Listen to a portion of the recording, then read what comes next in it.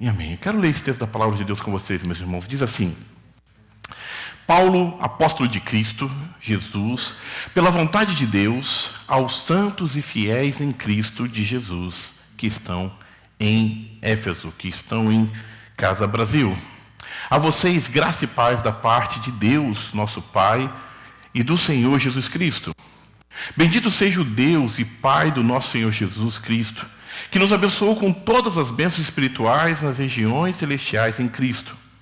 Porque Ele nos escolheu nele antes da criação do mundo, para sermos santos e irrepreensíveis em sua presença.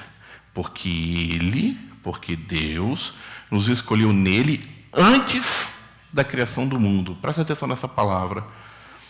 Em amor, nos predestinou para sermos adotados como filhos, por meio de Jesus Cristo, conforme o bom propósito da sua vontade, para o louvor da sua gloriosa graça, a qual nos deu gratuitamente no amado. A qual nos deu gratuitamente no amado.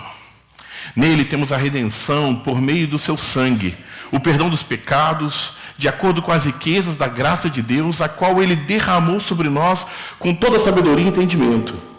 E nos revelou o mistério da sua vontade, de acordo com o seu bom propósito que Ele estabeleceu em Cristo. Isto é, de fazer convergir em Cristo todas as coisas, celestiais ou terrenas, na dispensação da plenitude dos tempos. Olha que poderosa essa palavra. Para fazer convergir, para fazer com que todas as coisas se voltassem para Cristo, celestiais ou terrenas.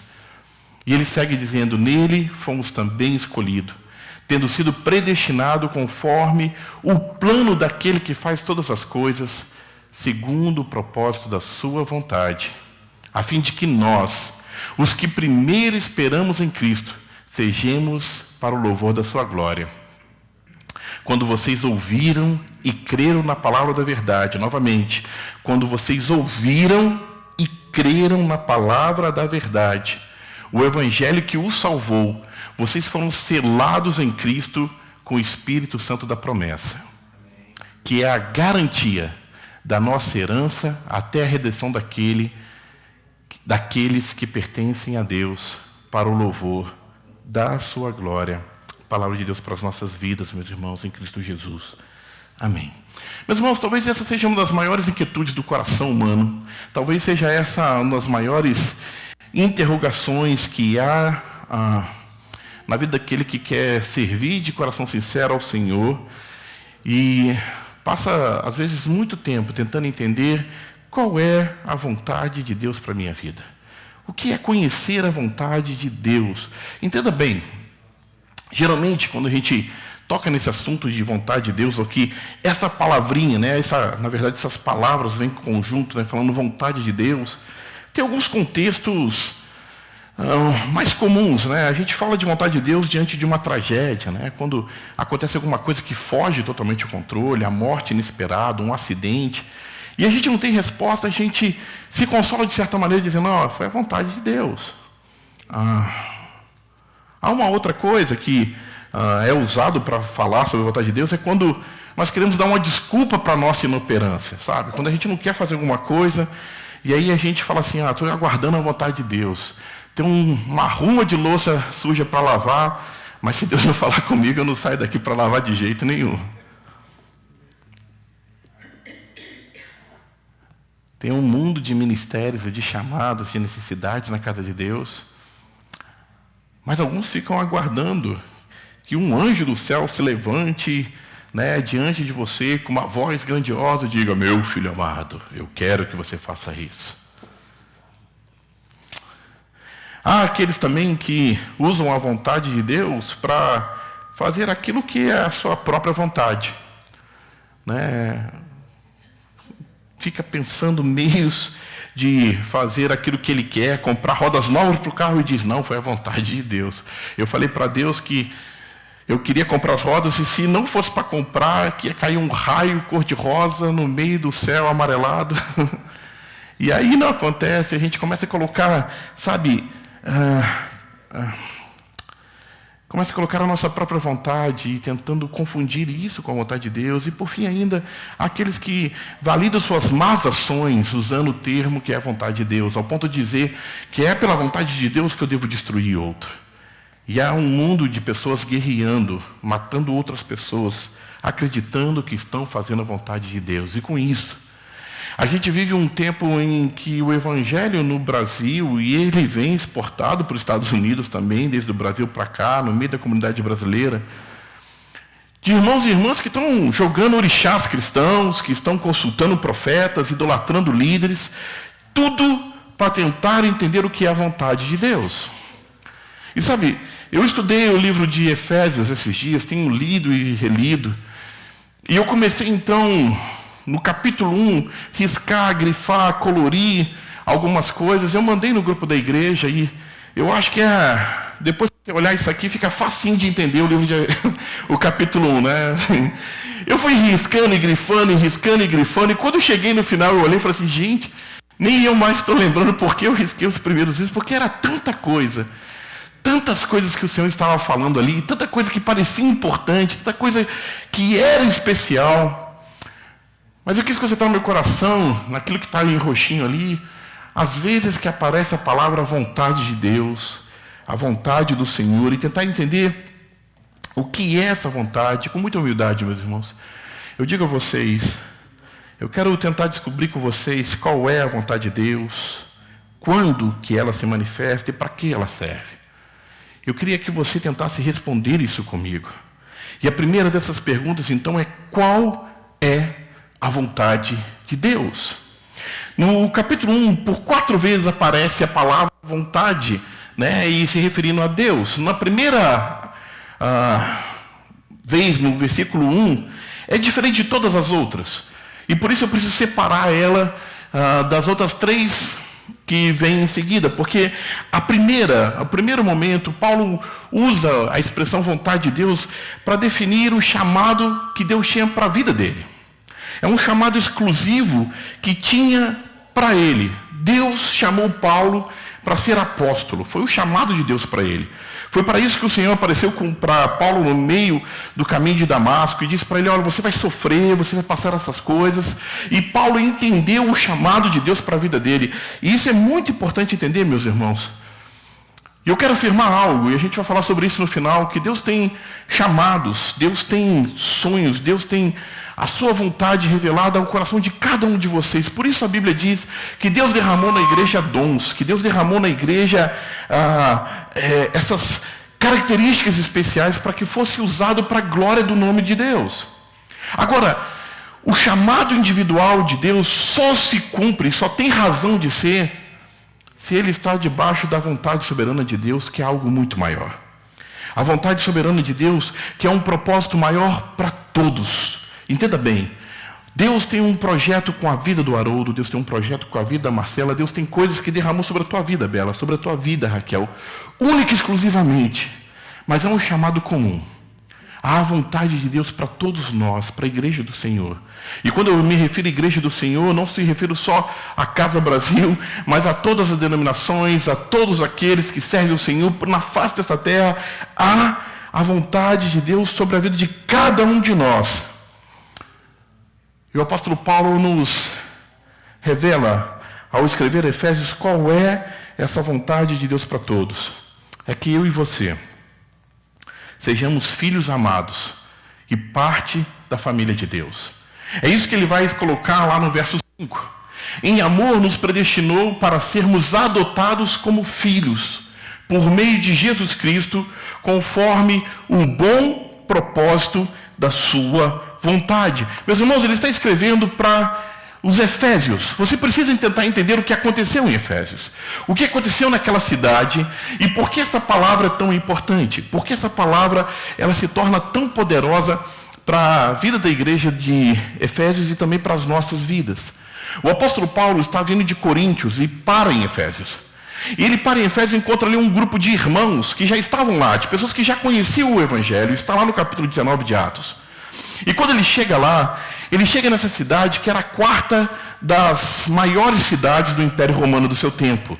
No nos tempos antigos, havia umas 7 maravilhas do mundo. Já ouviram falar disso, das 7 maravilhas do mundo? Uma das 7 maravilhas do mundo era o templo de Ártemis, o templo de Diana, que estava na cidade de Éfeso. E tudo girava ao redor desse templo.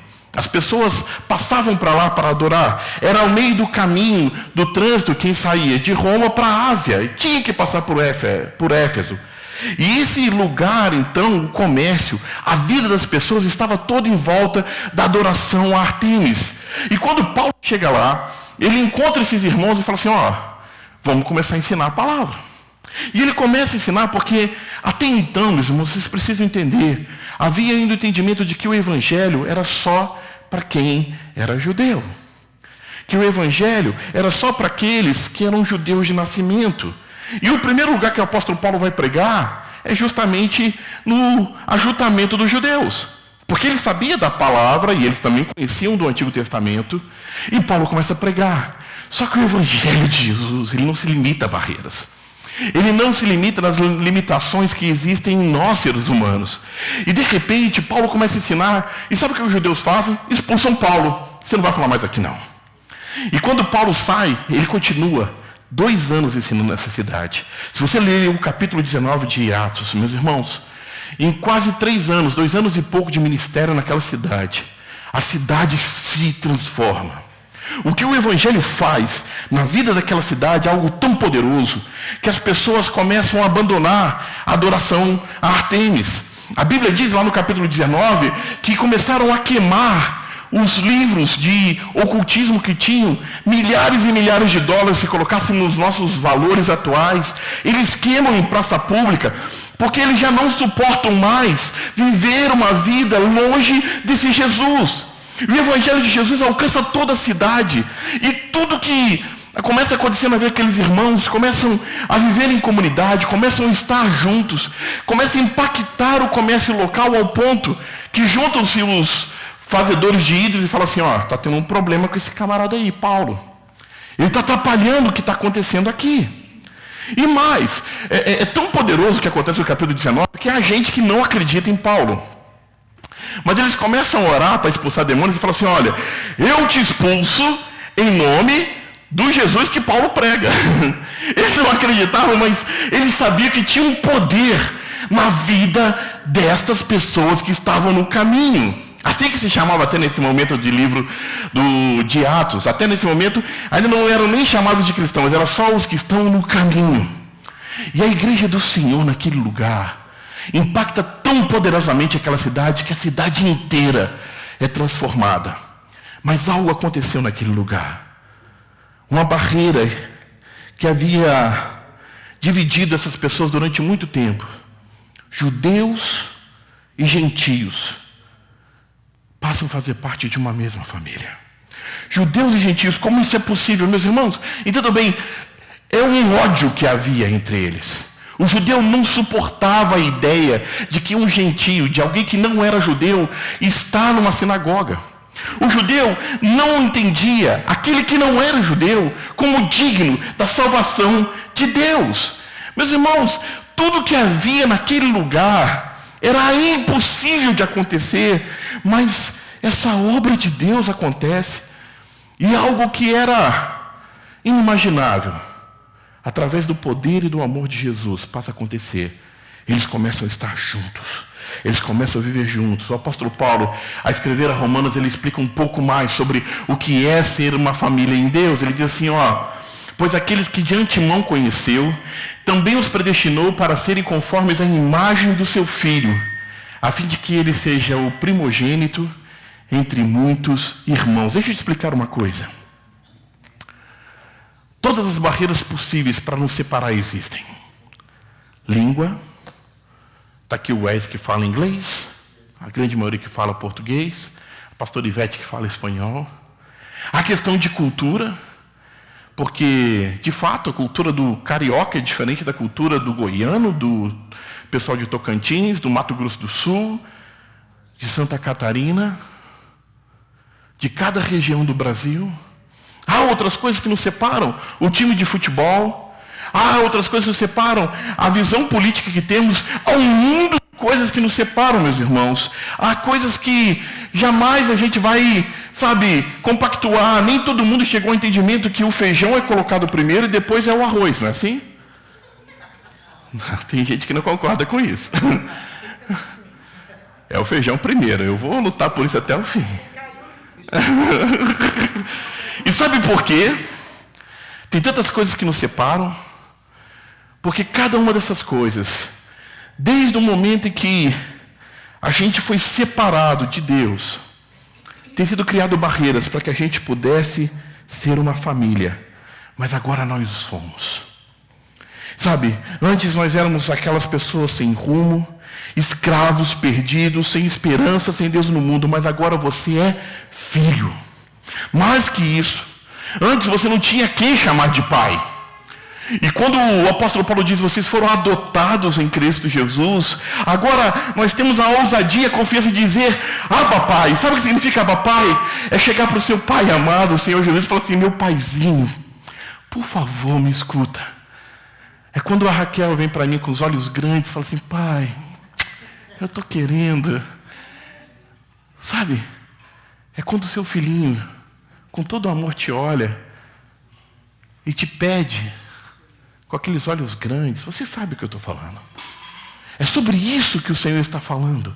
Dessa ousadia de não mais ver Deus como uma coisa distante, mas com esse Pai amoroso que você pode se deitar no colo, chegar, sabe, docemente falar, paizinho, foi esta a obra, é esta a vontade de Deus, que nós fôssemos família do Senhor. E foi por isso que Jesus morreu. Jesus não morreu por bens perecíveis, para que pudéssemos desfrutar, sabe, de coisas humanas, naturais, que se podem ser compradas. O que o apóstolo Paulo começa a dizer é que ele quer que venhamos desfrutar de bênçãos celestiais. Que venhamos ter uma paz que excede o entendimento, que não é pelas coisas indo bem, não é pelas respostas imigratórias que esperamos, que não é por conta, sabe, da incerteza financeira que muitas vezes nos acomete, pelos problemas de saúde que às vezes enfrentamos, e não é porque está tudo bem que eu vou estar em paz, não! A paz de Deus, ela começa de dentro de nós, e foi por isso que Jesus morreu pela igreja, para que você não mais se sentisse sozinho nesse mundo. Para que não mais você se sentisse sem rumo e sem direção. Sabe, meus irmãos, o Evangelho não é um bom conselho. O Evangelho é uma notícia. Sabe por que eu digo isso? Porque o conselho é algo que você deveria seguir. Tem um dito popular, não sei quantos vão lembrar dele, que diz, se conselho fosse bom, a gente não dava, a gente vendia. Isso é conselho. O Evangelho é uma boa notícia. É uma boa notícia de algo que já foi feito por você. E abra o seu ouvido para ouvir o que eu quero dizer nessa noite. A boa notícia é essa. Jesus já realizou essa obra.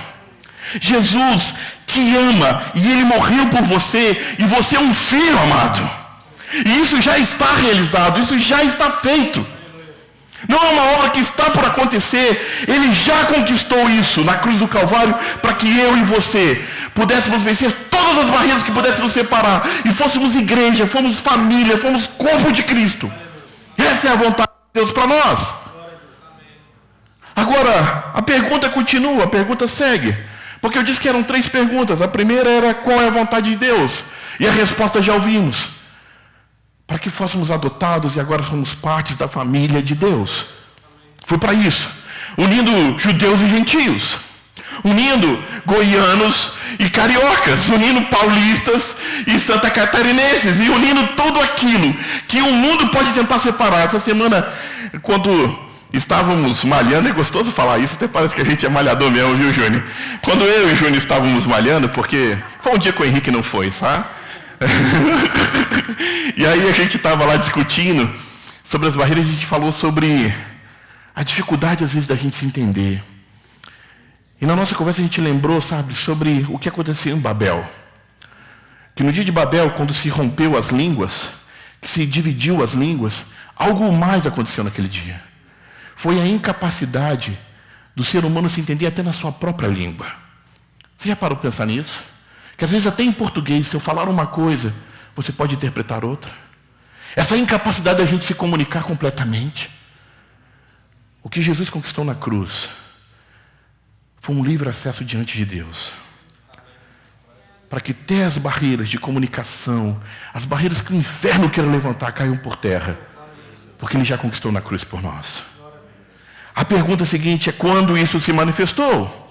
Quando se manifestou a vontade de Deus? E o texto também responde: porque Deus nos escolheu nele, quando? Antes da criação do mundo. Eu quero ficar com essa primeira parte, antes da criação do mundo. Sabe por que é importante entender isso? Você não é um plano B. Você não é, sabe, um fracasso, um erro. Algo que não saiu bem e agora, uma vez abandonado, precisa ser encontrado. O que o Senhor está dizendo é que quando Ele nos escolheu, que Ele nos amou antes da fundação do mundo, é que Deus não se surpreendeu com o pecado do Éden e falou assim: e agora o que eu faço? E aí começou a tentar correr para arrumar o problema e veio Jesus. Não. Antes que houvesse criado, antes que houvesse pecado, antes que você entendesse o que era amor, o Senhor já te amou, já tinha te escolhido, já tinha te encontrado. Antes mesmo que você pudesse compreender o sentido dessas palavras, o Senhor já havia sonhado com esse momento para a sua vida, para que você entendesse que você não está aqui sem propósito e sem rumo. Que você foi criado para a glória de Deus. Amém por isso? Você foi criado para a glória de Deus. E isso é tão importante saber, é tão poderoso entender isso, porque isso muda toda a perspectiva da vida. Isso muda toda a perspectiva do que nós entendemos. Porque se de fato Deus nos amou, apesar de tudo, apesar das minhas mentiras, apesar das minhas meninices, apesar das minhas, sabe, teimosias, apesar dos meus erros, apesar daquilo que eu me envergonho de falar diante dos demais, apesar de que fora, sabe, terrivelmente triste, se todos soubessem o meu maior pecado, o meu maior erro, se isso tudo não impediu de Deus me amar, não impediu de Deus te amar, meu irmão. O Senhor está dizendo que o amor dele é maior do que tudo aquilo que você possa fazer para se afastar dele. Ele continuará te amando. Mas sabe o que quer dizer também? Que o amor dele não é pelos seus feitos. Não é por aquilo que você faz. Não é por aquilo que você faz de certinho, de bom. Sabe, a gente está vivendo nesse mundo buscando aceitação. Buscando, sabe, likes, buscando de alguma maneira que as pessoas me reconheçam, me aceitem, me façam parte de um grupo social, de um grupo de amigos, de, sabe, de ser chamado para as coisas. E a gente às vezes sofre porque acha que não temos lugar nesse mundo, que as pessoas não nos amam. E sabe, meus irmãos, entender que o Senhor nos amou antes da fundação do mundo também quer dizer algo para a minha vida e para a tua, que é por Ele. Entenda bem, deixa eu contar uma ilustração. Imagine que você tem um amigo com casa na praia, uma casa na praia maravilhosa. E essa casa fica num condomínio de luxo, na beira do mar. E para entrar lá você precisa do cartão de proprietário, e ele te dá o cartão de proprietário.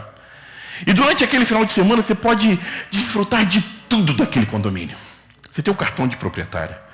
Você entra lá, você entra na casa, você abre a geladeira, você bota o pé em cima da mesa, você pode, sabe, ir de cueca na beira da praia assim, olhar assim para o mar, porque você está desfrutando de tudo aquilo. Tudo aquilo. Durante aquele final de semana, por possuir aquele cartão de proprietário, você tem acesso. Nada lhe é restrito. Mas uma pergunta fica para mim e para você. Apesar de desfrutar de tudo aquilo, você é realmente dono de algo? Você está desfrutando de tudo. E a resposta é simples. Você é dono de nada. Nada ali é seu. Você não pode decidir mudar a cor da parede, você não pode simplesmente se desfazer daquilo, porque você só está desfrutando. Escute algo para a minha vida e para a tua vida, meus irmãos. Nós não podemos pedir nada em nosso nome, porque nós não conquistamos nada. Não conquistamos nada. O Senhor Jesus, ao falar sobre isso, fala algo que, sabe, chega até a ser duro de ouvir. Ele diz: se vocês fizerem tudo que eu vos mando, vocês podem bater no peito e dizer assim, ó, servos, somos servos infiéis, porque só fizemos o que o nosso mestre mandou. Não são as obras que fazemos. Não é aquilo que nós podemos fazer, mas é em nome daquele que nos deu todas as coisas em amor. É em nome daquele, olha de novo lá para aquela confusão lá, e lá no meiozinho em azul, eu coloquei lá, ó, aquele que nos deu gratuitamente no amado. Foi porque Ele nos deu. E sabe, Ele nos deu tudo isso sem exigir, sem esperar nada em troca. E diferente lá da casa que você podia desfrutar num final de semana, o Senhor quer que você tome posse disso e desfrute para a sua vida inteira. E possa se reconhecer, eu sou um filho de Deus. Escute bem, o Senhor te ama pelo que você é. E não importa a sua condição nessa noite, você é um filho de Deus, amém? Você é uma filha de Deus, minha irmã. Agora fica a última das perguntas. Se sabemos já que o Senhor e a sua vontade, revelada na sua palavra, é que sejamos família de Deus, e que isso aconteceu antes da fundação do mundo, vem a última pergunta. Para quê? Quais os efeitos que toda essa informação que recebemos deve produzir na minha vida e na sua vida? E essa resposta, meus irmãos, tem que transformar a sua vida.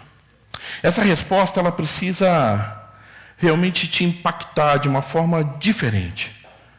Porque não adianta de nada você saber o que é a vontade de Deus se você não viveu uma vida em obediência. Não adianta de nada você saber tudo o que tem que fazer e continuar cometendo os mesmos erros. Não adianta de nada você saber tudo o que o Senhor quer que você faça e continuar caminhando para longe dele. E diga uma coisa para mim e para você. Isso eu falo para mim nessa noite. Se o Senhor já tivesse terminado contigo, se você já tivesse pronto, alcançado todas as coisas, você estava morto. O Senhor já tinha te levado para o céu de glória. Acabou o seu propósito aqui. Mas não. Ele continua trabalhando em nossas vidas. Entender essa resposta para quê? Vai nos dar, então, uma maneira de viver diferente, um propósito para viver. E a resposta, a própria palavra nos dá. Ele nos escolheu nele, antes da criação do mundo, para quê? Para sermos santos e irrepreensíveis em sua presença.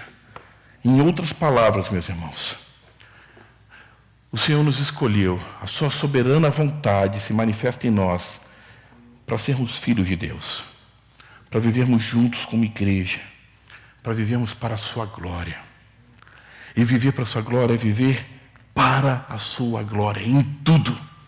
Nos meus estudos, no meu trabalho, no meu momento que eu estou dirigindo, no momento que eu estou, me relacionando com os meus filhos, no momento que eu estou me relacionando com a pessoa que eu escolhi para viver na minha vida, com os meus amigos, em todas as áreas da sua vida. O Senhor está te chamando para isso. Só que quando a gente ouve essas palavras santas e irrepreensíveis, parece algo muito difícil. Parece algo que realmente é impossível, porque, olha, eu digo para vocês, eu quero. E eu tenho certeza que você quer viver a vontade de Deus, quer andar nos caminhos do Senhor, só que o inferno se levanta. O mundo parece, lutar contra nós, é tão difícil. Tem tanta coisa querendo nos separar, tantas coisas que querem nos impedir. Como podemos fazer isso? E é justamente ao falar sobre o propósito que o Senhor não simplesmente te diz, é isso que você tem que fazer, para isso serve e se vira. Não. A sua palavra continua, nos revelando algo muito mais grandioso. Que para a vontade de Deus se cumprir na minha vida e na sua vida, Ele derramou sobre nós o Espírito Santo. Ele não somente nos dá a vontade, mas nos dá o meio pelo qual nós vamos ter a força para vencer. Olha o que a palavra diz. Quando vocês ouviram e creram na palavra da verdade, o evangelho que os salvou, vocês foram selados em Cristo com o Espírito Santo da promessa. É a garantia da nossa herança até a redenção daqueles que pertencem a Deus para o louvor da sua glória. Escute bem, meus irmãos. O selo, ele dá garantia. Esse selo dá garantia, olha, isso vale até. O selo, ele, de uma maneira especial, ele identifica a qualidade. Você lembra lá do selo do Inmetro no Brasil? O selo de qualidade. O selo, ele diz quem é o proprietário. Lembra lá dos animais que são marcados a ferro e fogo para dizer é propriedade, né? Se fosse lá meu e era RV Rafael Viana. E essa marca, esse selo do Espírito em nossas vidas, corrobora o nosso coração para dizer que tudo aquilo que nós estamos ouvindo nessa hora é real. Sabe qual que é a garantia do mundo, meus irmãos? A garantia do mundo é falsa. Eu lembrei dessa propaganda. Queria que você ouvisse. Alguns vão lembrar. E se você lembrar, revela a sua idade.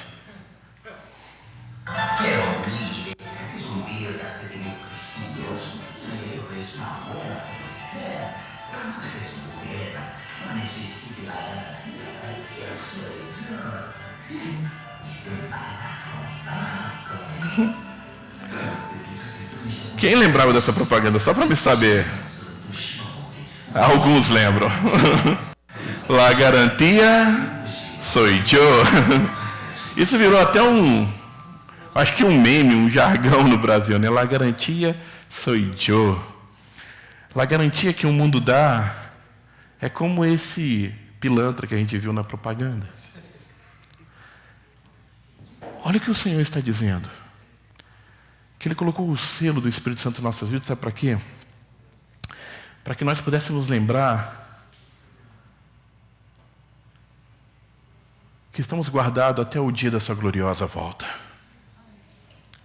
Que o sangue vertido na cruz do Calvário foi derramado sobre a minha vida e sobre a sua vida, para que você não tivesse dúvidas, para que você não tivesse medo, para que você não tivesse angústia, porque o Senhor está dizendo a mim e a ti, meus irmãos, nós somos do Senhor. Ele diz, eu sou a garantia, para que tudo isso que eu tenho dito a vocês, você possa descansar e crer que é verdadeiro. É o próprio Deus que se coloca no lugar de fiador de toda a sua palavra. É por isso que o Senhor diz, eu zelo pela minha palavra para que ela se cumpra. É por isso que o Senhor diz acerca da sua própria palavra, que passarão céus e terras, mas o i e o ti não deixará de passar da sua palavra, não deixará de se cumprir. É por isso que o Senhor diz, certamente eu estarei convosco todos os dias. Todos os dias. Até aquele glorioso dia. É sobre isso que o apóstolo Paulo está nos falando aqui, meus irmãos. Que o Senhor colocou sobre nós a garantia do seu Santo Espírito até a consumação de todas as promessas de Deus. E se isso não está claro para você, eu volto lá para aquela imagem. Depois, se você quiser olhar lá, eu mandei lá no WhatsApp para você.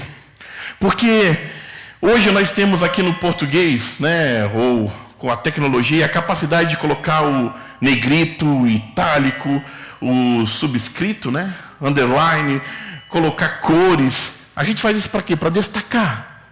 Para de alguma maneira chamar a atenção a alguma coisa. Como eu disse, quando eu comecei a fazer isso daqui, esse estudo, fazer essas marcações, cada uma delas tem um sentido, uma razão, e eu espero ter a oportunidade de explicar muitas dessas coisas para você. Nos tempos em que Paulo escrevia, não tinha isso. Não tinha como Paulo escrever com linhas mais grossas. O Senhor Jesus também, nos seus dias, não tinha como deixar isso. Sabe qual é a maneira que a linguagem bíblica quer enfatizar algo? Quer deixar algo claro, que aquilo é real para a minha vida, para a sua vida? Com as repetições. E nesse texto, por 7 vezes, uma repetição acontece em Cristo.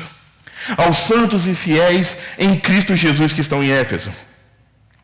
Ele estabeleceu todas as coisas em Cristo, para fazer convergir em Cristo. E os que primeiro esperamos em Cristo, Ele é a garantia da nossa esperança, aqueles que pertencem em Cristo, que foram selados em Cristo. O poder que exerceu em Cristo. E todas as repetições em Cristo é para que você lembre que a glória é dele. Para que você se lembre que é por Ele, sempre foi por Jesus, sempre foi pelo nosso Senhor. O selo que há na tua vida não é novamente, meu irmão, por aquilo que você fez, por um dia ter levantado a mão e dito, olha, eu aceito o Senhor, porque o Senhor te conquistou na cruz antes de você levantar essa mão. É em Cristo. E quando afirmamos que é em Cristo, não importa onde você vá, o selo do Espírito Santo na tua vida, o Senhor irá te reclamar como sua propriedade e dizer: esse aqui é meu filho. Esse aqui é meu. Esse aqui é meu. Se lembra da ilustração da casa na praia? Você tem mais do que um cartão, meu irmão. Você tem o Santo Espírito de Deus na sua vida, que te reveste de autoridade e de poder para declarar: eu sou de Jesus. Deixa eu dizer algo para vocês vão ver ao longo desses meses, dessas mensagens. Paulo inicia o livro de Efésios com graça. E termina o livro de Efésios nos chamando para lutar nas regiões celestiais. Paulo inicia o livro de Efésios falando da obra do Senhor e termina falando da armadura de Deus. Está lá no capítulo 6. Paulo começa o livro de Efésios falando de entendimento e termina o livro de Efésios falando sobre guerra. E sabe o que o apóstolo Paulo faz durante todo o livro de Efésios? Ele nos chama a lembrar que somos filhos de Deus e podemos usar essa autoridade. Deixa eu falar o que aconteceu essa semana, meus irmãos. Meus irmãos, não há como coisas assim serem naturais. Entenda bem, eu volto a dizer, quinta-feira eu cheguei com meu coração em cangalhos na casa do Henrique. Triste. Meus irmãos, a gente sonhou tanto com esse acampamento de On The Way. Era para estar lá hoje. A gente planejou, a gente sonhou, a gente orou, meses orando e planejando isso. Na terça-feira estávamos reunidos, eu, o pastor Ivete, o Júnior, o Ricardo, e conversando, e a gente falou assim: olha, vamos orar, porque isso é uma batalha espiritual. E sabe o que aconteceu, meus irmãos? De terça-feira para cá, das 9 famílias que iam, 6 ficaram enfermas. Como isso é possível? Outra noite, nosso irmão Adilson teve um acidente lá e pegou fogo na cozinha dele, e por muito pouco não pega fogo na casa. Meus irmãos, a gente não está brincando. A gente não está simplesmente se reunindo porque é bom estar junto. É mais que isso. O Senhor está derramando sobre nós autoridade para nós nos lançarmos nesta batalha. É por isso que mais à frente o apóstolo Paulo vai dizer: a nossa luta não é contra carne ou sangue. E é sim uma guerra. E o Senhor quer que nos levantemos como filhos que creem no seu poder, que não tem medo e que pode falar em ousadia e fé. Nós somos filhos de Deus. Sabe, é aqui que se manifestam os dons particulares, é aqui que se manifesta a vontade exclusiva de Deus para mim e para ti. Porque o Senhor derrama sobre nós tudo o que a igreja necessita, para que venhamos viver uma vida sem medos, conscientes que somos filhos de Deus, para ter a coragem e a ousadia de usar os dons e talentos e dizer sim ao chamado de Deus. E aí nós vamos entender essa vontade de Deus. Não como uma coisa que podemos colocar a linha A, B e C, essa é a vontade de Deus, não. Mas através de uma caminhada com o Senhor, de um relacionamento, onde eu e você vamos encontrar força para viver o amor, para perdoar, para silenciar a voz do acusador que quer dizer: olha, você não pode. Para silenciar a voz do acusador que quer nos impedir de viver uma vida com Deus. Para se levantar em fé. Lembra do que falamos, meus irmãos, lá? Quando eu disse quando? Nós não somos plano B. Escute essas últimas palavras. Vive em confiança. Você pode enfrentar a Satanás e dizer: eu sou um filho amado. Desde antes da fundação do mundo. Que Deus nos abençoe. A vontade de Deus é que sejamos igreja. E isso foi conquistado antes de que todas as eras e de que todas as coisas naturais houvessem existido. E para que eu e você vivêssemos nesse mundo em fé, em coragem, em ousadia, sem medo. Não há nesse mundo nada maior do que aquilo que habita na tua vida, meu irmão. Maior é o que está em vós do que o que está no mundo. A igreja do Senhor é ela que prevalecerá. E nele somos mais que vencedores. Amém? Feche seus olhos, eu quero orar por você. Nós vamos orar E logo depois a gente vai cantar uma canção dizendo não há Deus maior. Eu queria realmente que você cantasse ela com fé e em verdade. Eu quero orar por você nessa hora.